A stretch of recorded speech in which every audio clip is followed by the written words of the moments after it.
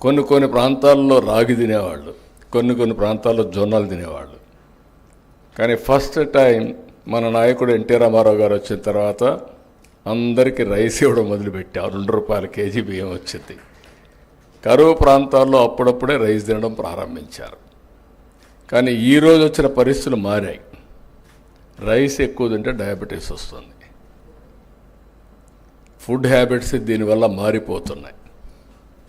Food habits మీరందరూ కూడా గుర్తుపెట్టుకోవాల్సింది, మనిషి యొక్క ఆరోగ్యం మనం తినే తిండి పైన, మన అలవాట్ల పైన, లైఫ్ స్టైల్స్ పైన ఆధారపడుతుంది.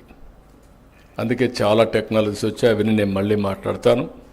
కానీ ఈరోజు ప్రపంచం మొత్తం ఆహారపు అలవాట్లు పెరిగి ప్రోటీన్ రిచ్ ఫుడ్కి వెళుతున్నారు.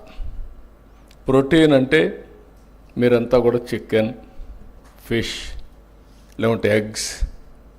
మన మిత్రులు చెప్తున్నారు ఎగ్స్ డిమాండ్ తగ్గిందని. కరెక్టే, కానీ ఎడ్యుకేషన్ కూడా అవసరం. కనీసం నేనైతే మార్నింగ్ అయితే బ్రేక్ఫాస్ట్ ఉండదు, ఓన్లీ ఆమ్లెట్ ఉంటుంది. అది నా మొత్తం లైఫ్ స్టైల్లోనే మార్చుకున్నాం. ఈ విధంగా ప్రతి ఒక్కరు కూడా మార్చుకుంటున్నాం. ఒక పక్క ప్రోటీన్ అయిన తర్వాత ఇంకొక పక్క మీరు చూస్తే మిల్లెట్స్ ఇవన్నీ కూడా వస్తున్నాయి, బ్యాలెన్సింగ్ కోసం. ఇంకొక పక్కన ఫ్రూట్స్ అండ్ వెజిటబుల్స్ బాగా పెరుగుతున్నాయి. ఈ విషయం కూడా గుర్తుపెట్టుకోవాలి.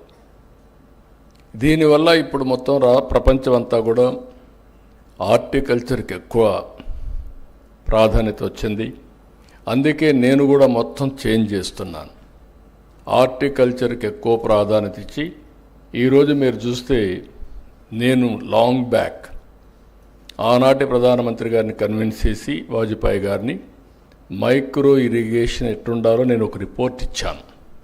ఆ రిపోర్టే ఇప్పటికి కూడా మైక్రో ఇరిగేషన్కి ఒక బైబిల్ మారిగా, ఒక భగవద్గీత మారిగా దాన్నే ఫాలో అవుతున్నారు. అందుకే నేను గర్వంగా చెప్పగలుగుతున్నా, ఈరోజు 5 సంవత్సరాలు ₹1 కూడా వీళ్ళు ఇవ్వలేదు. మళ్ళీ ఈ సంవత్సరం పికప్ చేశాం. దేశంలో మైక్రో ఇరిగేషన్కి నెంబర్ 1 రాష్ట్రం ఏదంటే దానికి చిరునామా ఆంధ్రప్రదేశ్. 16 లక్షల హెక్టార్లలో మైక్రో ఇరిగేషన్ పెట్టాం, ఆటోమేషన్ పెట్టాం. ఈరోజు మీరు మైక్రో ఇరిగేషన్ వచ్చినాక ఆటోమేషన్ వస్తే యాప్ ద్వారా ఎప్పుడు కావాలంటే అప్పుడు ఆన్ చేస్తారు, ఎంత టైం కావాలంత టైం నీళ్ళు ఇస్తారు. అవసరమైతే నీళ్లు కరెక్ట్గా వెళ్ళలేకుండా చెక్ చేసుకునే టెక్నాలజీస్ వచ్చేస్తున్నాయి. టోటల్ మెకనైజేషన్తో ముందుకు పోయే పరిస్థితికి వచ్చాం. ఇక్కడికి వచ్చినప్పుడు మళ్ళీ నేను అందుకనే అగ్రికల్చర్లో